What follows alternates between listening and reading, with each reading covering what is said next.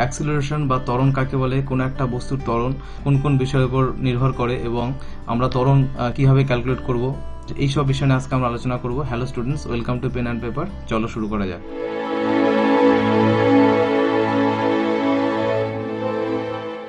এর আগের ক্লাসে আমরা জেনে এসেছি অ্যাভারেজ ভেলোসিটি, অ্যাভারেজ স্পিড অর্থাৎ গড় দ্রুতি বা গড় বেগ কাকে বলে এবং তাদের মধ্যে রিলেশন কি, তারা কোন কোন বিষয়ের উপর নির্ভর করে, এসব বিষয় নিয়ে এর আগের ক্লাসে আমরা জেনে এসেছি।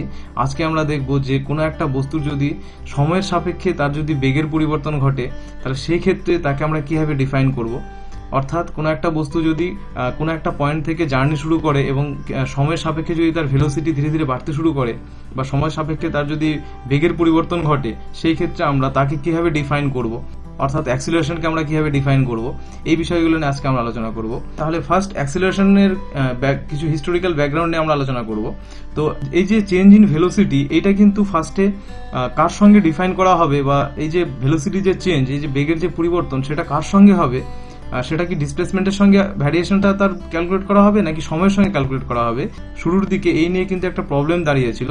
তো গ্যালিলিওর সময় থেকে কিন্তু এটা নিয়ে একটা প্রবলেম ছিল যে কি, যে চেঞ্জ ইন ভেলোসিটি, এই ভেলোসিটি চেঞ্জটা আমরা কার সঙ্গে রিলেট করব, নাম্বার 1 টাইমের সঙ্গে করব নাকি নাম্বার 2 ডিসপ্লেসমেন্টের সঙ্গে করব। বুঝতে পারছো, এই দুটো জিনিস নিয়ে কিন্তু এর আগে থেকেই কিন্তু হিস্টোরিক্যাল টাইম থেকে অনেক এই নিয়ে প্রবলেম ছিল যে এই চেঞ্জ ইন ভেলোসিটিটা কার সঙ্গে রিলেট করা যায়, যে টাইমের সঙ্গে নাকি ডিসপ্লেসমেন্টের সঙ্গে, এটার ভ্যারিয়েশনটা কিরকম হচ্ছে, এই নিয়ে কিন্তু একটা প্রবলেম ছিল।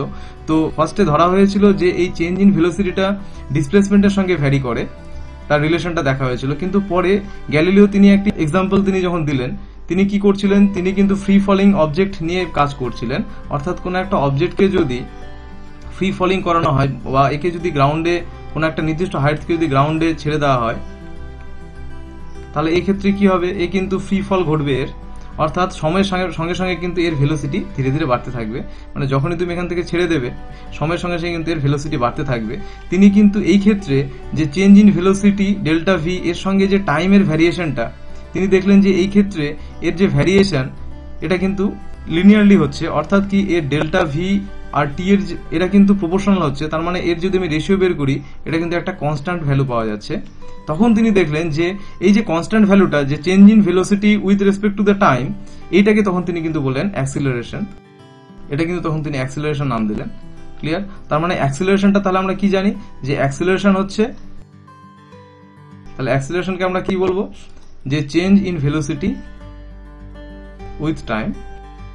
তাহলে এটা কিন্তু আমরা তখন অ্যাক্সিলারেশন বলতে পারি।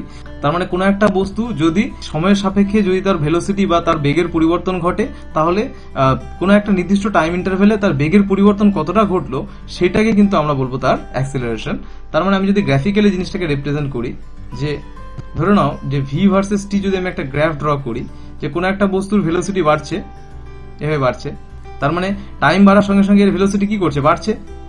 হলো? তাহলে এই ক্ষেত্রে আমি যদি দুটো টাইম ইন্টারভ্যাল ধরে নেই, যে এখানে একটা টাইম ধরলাম, এখানে একটা টাইম ধরলাম, এই দুটো টাইম ইন্টারভ্যালের ভেলোসিটিটা যদি আমি ক্যালকুলেট করি, this is called v1, this is called v2, this is called t1, this is t2।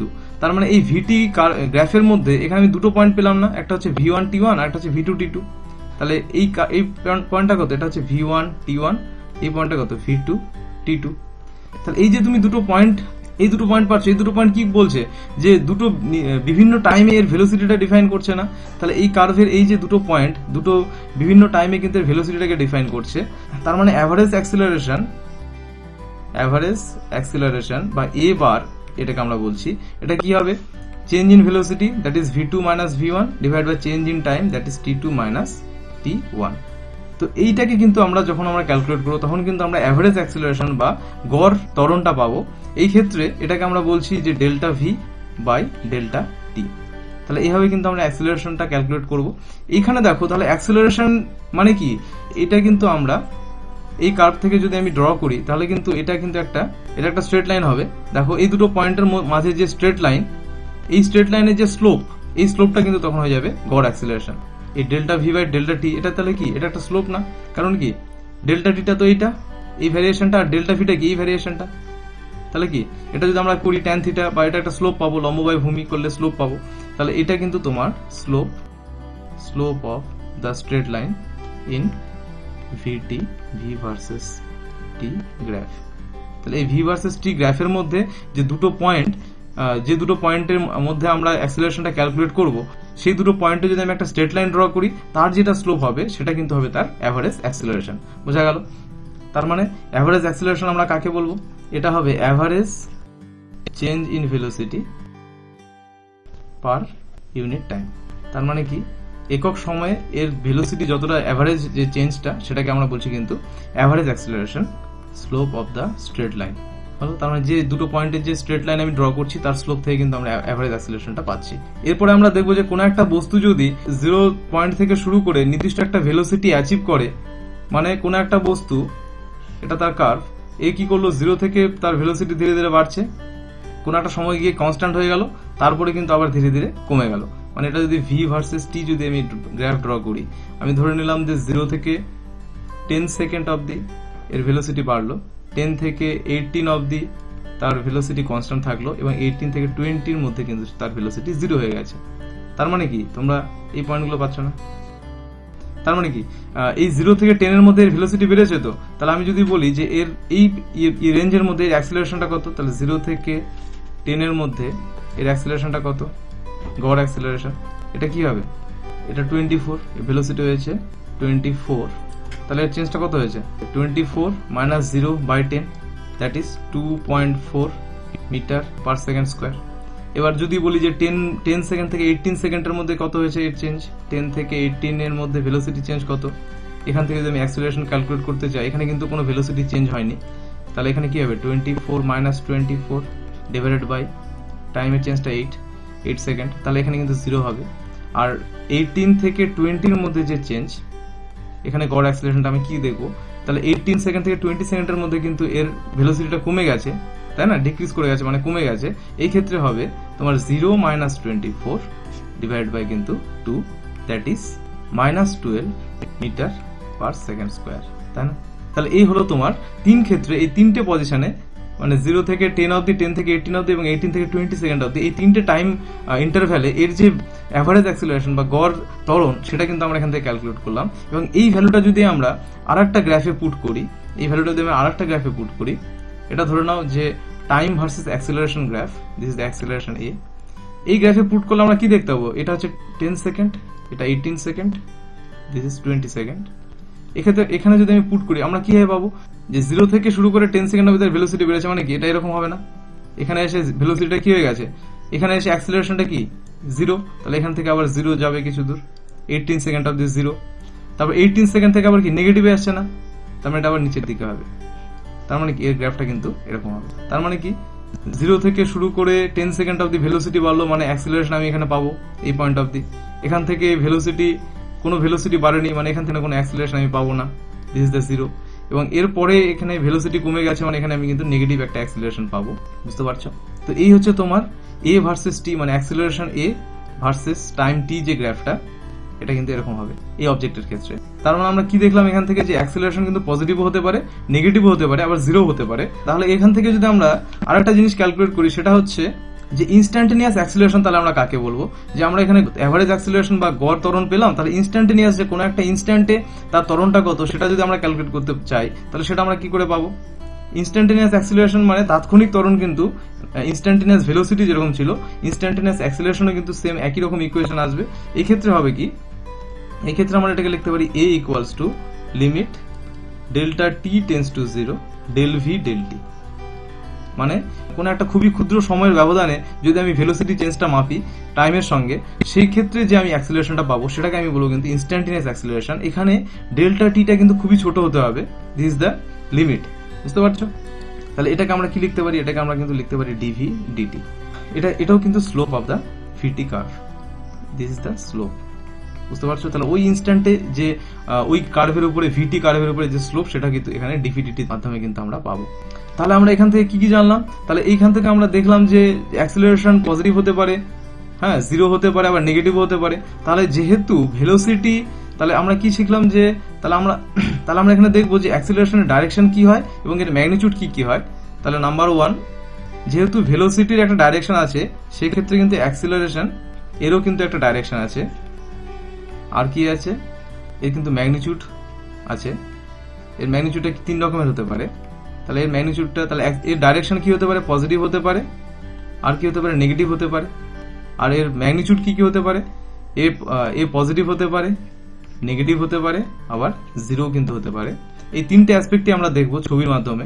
তাহলে গ্রাফিক্যাল রিপ্রেজেন্টেশনটা যদি আমরা দেখতে চাই অ্যাক্সিলারেশনের, তাহলে ডিসপ্লেসমেন্ট ভার্সেস টাইম যদি আমি গ্রাফ ড্র করি, এক্স ভার্সেস টি যদি আমি গ্রাফ ড্র করি, তাহলে এখানে পজিটিভ অ্যাক্সিলারেশনের জন্য কিরকম হবে, এই গ্রাফটা কিন্তু এরকম হবে।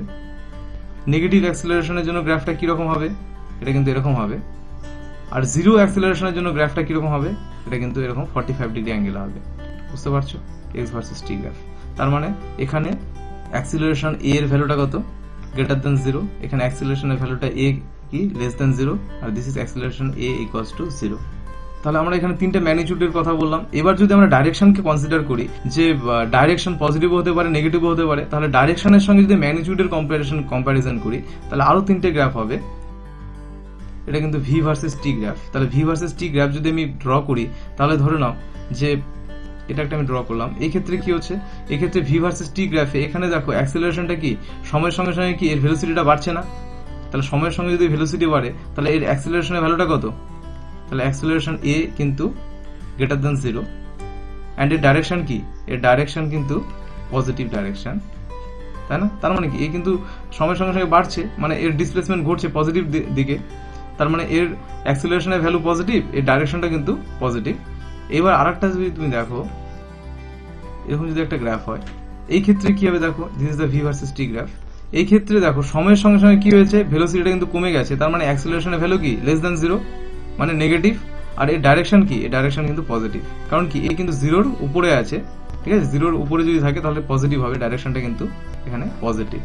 আর একটা গ্রাফ যদি আমি ড্র করি, কিরকম, এখানে বলা হলো যে এরকম যদি আমি একটা গ্রাফ ড্র করি, এটা 0 পয়েন্ট। এই ক্ষেত্রে দেখো যে টাইম, দিস ভেলোসিটি। এখানে ভেলোসিটিটা কি দেখতে পাচ্ছ, এখানে ভেলোসিটিটা টাইমের সঙ্গে সঙ্গে কি হয়েছে, নেগেটিভে চলে গেছে না। এর কিন্তু ডিসপ্লেসমেন্টটাও নেগেটিভে গেছে। তাহলে এই ক্ষেত্রে অ্যাক্সিলারেশনের ভ্যালুটা কত, এক্ষেত্রে অ্যাক্সিলারেশন লেস দ্যান জিরো। আর এর ডাইরেকশনও কিন্তু তোমার নেগেটিভ।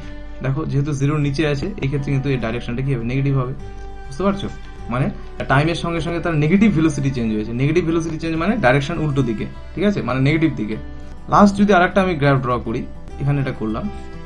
এখানে বলা হলো কি, এই ক্ষেত্রে দেখো এটা যদি এইভাবে হয়, তাহলে দেখো ভি ভার্সেস টি গ্রাফ, মানে সময়ের সঙ্গে সঙ্গে এর ভেলোসিটি কমে গেছে, কোন একটা পয়েন্টে এসে জিরো হয়ে গেছে, তারপরে দেখো নেগেটিভ হয়ে গেছে, তাই না। তাহলে এই ক্ষেত্রে কি, এই ক্ষেত্রে ভেলোসিটি, এই ক্ষেত্রে কিন্তু ডিঅ্যাক্সিলারেট করছে, মানে এর ভেলোসিটি টাইমের সঙ্গে সঙ্গে কমছে, একটা নির্দিষ্ট রেটে কমছে। তার মানে এর ক্ষেত্রে অ্যাক্সিলারেশনটা কি, লেস দ্যান জিরো। আর ডাইরেকশনটা কি, এই জিরো অবধি কিন্তু পজিটিভ, আর জিরোর পরে কিন্তু নেগেটিভ। বুঝতে পারছো, তার মানে ডাইরেকশন কিন্তু দুটো হয়েছে, যে আপ টু জিরো অবধি পজিটিভ, আফটার জিরো কিন্তু এটা নেগেটিভ। বুঝতে পারছো, তার মানে কি, যে কোনো একটা বস্তু কিছু একটা ব্রেক করে কোনো একটা ডিস্টেন্সে গিয়ে থেমে গেছে, এবং সে কিন্তু আবার সেখান থেকে আবার উল্টো দিকে ব্যাক করেছে। তার মানে কি, সেই ক্ষেত্রে গ্রাফটা কিন্তু এরকম হবে। তার মানে এখানে আমরা তিনটে অ্যাসপেক্ট দেখলাম, যে অ্যাক্সিলারেশন আর ডাইরেকশনের সঙ্গে যে চারটা গ্রাফ হয়, যে চারটা কার্ভ আমরা এখানে দেখলাম, এর কম্পারিজনগুলো দেখলাম 1, 2, 3 and 4। আর অ্যাক্সিলারেশনের যে positive acceleration, negative acceleration and zero acceleration, এই তিনটে কিন্তু আমরা এখান থেকে দেখলাম। এখানে আরেকটা ইন্টারেস্টিং জিনিস আমাদের মাথায় রাখতে হবে। দেখো আমরা যদি V versus T graph draw করি, সেই ক্ষেত্রে একটা সিম্পল আমি একটা গ্রাফ এখানে ড্র করলাম, যে ভি ভার্সেস টি গ্রাফ। এখানে যদি কোনো একটা বস্তু যদি কনস্ট্যান্ট ভেলোসিটি নিয়ে যায়, কোনো একটা টাইম ইন্টারভ্যালে, টি টাইমে 0 থেকে টি অবধি কোনো একটা বস্তু কনস্ট্যান্ট ভেলোসিটি নিয়ে মুভ করছে, তাহলে এই টি টাইম পরে তার যদি আমি ডিসপ্লেসমেন্টটা ক্যালকুলেট করতে চাই, সেই ক্ষেত্রে কিন্তু আমি এই যে কার্ভ, এই কার্ভের যে এনক্লোজ যে এরিয়াটা, এই এরিয়াটা থেকে কিন্তু আমি তার ডিসপ্লেসমেন্টটা পাবো। এটা নিয়ে আমরা এরপরে কাইনেটিক এনার্জি ইকুয়েশন প্রুভ করব। তাহলে দেখা যাক আমরা কি বলছি, যে ভি ভার্সেস টি গ্রাফে কোনো একটা বস্তুর যে পাথ বরাবর সে মুভ করছে, সেই পাথের যে এরিয়াটা সে এনক্লোজ করে আছে, সেই এরিয়াটা কিন্তু তার ডিসপ্লেসমেন্টকে ডিনোট করছে। এটা আজকে আমরা বলে রাখি, এর পরের দিন আমরা এটা নিয়ে আরো ডিটেলস আলোচনা করব। তো এই ক্ষেত্রে যদি আমি প্রুভ করতে চাই যে ডিসপ্লেসমেন্ট কত, এর ডিসপ্লেসমেন্ট আমরা কি পাবো, যে ভেলোসিটিকে টাইম দিয়ে মাল্টিপল করলে ডিসপ্লেসমেন্ট পাবো না, that is V into T. তাহলে দেখো ভি ইন্টু টি করলে আবার এই এরিয়াটা আমি পাচ্ছি না, this is the area of curve. তার মানে ভি ভার্সেস টি গ্রাফের মধ্যে আমরা যদি কোনো একটা বস্তুর যে কার্ভ তার যদি এরিয়া আমি ক্যালকুলেট করি, সেখান থেকে কিন্তু আমি তার ডিসপ্লেসমেন্ট পাবো। এর পরের দিন আমরা এখান থেকে ইকুয়েশনগুলো প্রুফ করবো, ঋজুগতির সমীকরণগুলো এখান থেকে আমরা প্রুফ করবো। তাহলে আজকে আমরা কি শিখলাম? আজকে আমরা দেখলাম যে অ্যাক্সিলারেশন কাকে বলে, এটি অ্যানসিয়েন্ট টাইমে এই কার উপর ডিপেন্ডেন্সি ছিল টাইম এর ডিসপ্লেসমেন্টের সঙ্গে, অ্যাক্সিলারেশনে কি কি রিলেশন ছিল। তারপরে গ্যালিলিও তিনি কি প্রুফ করলেন যে এটা একটা কনস্ট্যান্ট ভ্যালু হচ্ছে, এখান থেকে অ্যাক্সিলারেশনটার এই ডেফিনেশনটা আমরা পেলাম।